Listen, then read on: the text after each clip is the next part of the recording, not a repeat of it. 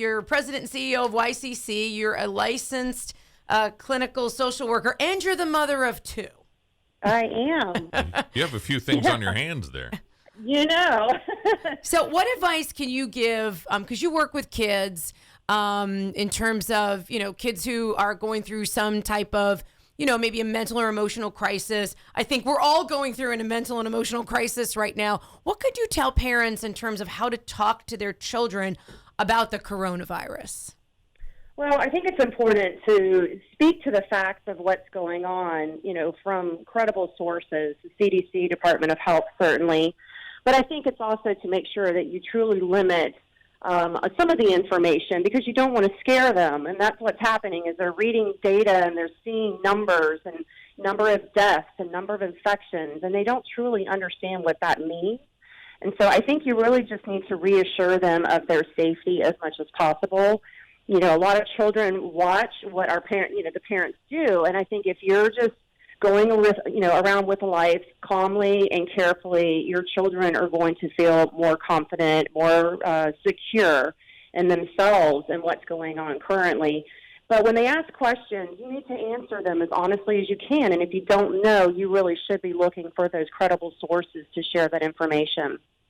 And then what about talking to the kids about being home? I mean, these kids have had, school, they have to work, do classes from home, events like prom is canceled, graduation is canceled. So really everything from elementary to high school to college, these young people are really going through a big life change right now that may be very frustrating and upsetting to them. They are, even my own, he's asking, why can't I go see my friend? Why can't I, go do some of these things outdoors? And it's really, again, just trying to be calm with them about, we want to really just try to contain this so that we're not around so many people. There will be that opportunity in the future, and trying to just really be creative with some of those ideas that you can do. There's a lot of apps that will afford opportunities for different games or play or art or things of that nature. The challenge comes is when you start to get into your teens with your adolescents that can drive and have potentially their own job to go to. And so I think that's where you really have to make a stance on, how are you comfortable with who they're going with, and mostly just containing them in your home if you can, or in an outdoor area that is safe, and practicing the social distancing. I heard a phrase the other day that social distancing doesn't mean emotional distancing. And it's very true that you really need to ensure that you're affording the opportunity for these children, for these teens, to stay connected as much as possible through social media, through texting. I know in the past we've sort of said we really need to limit our cell phone usage and all of this.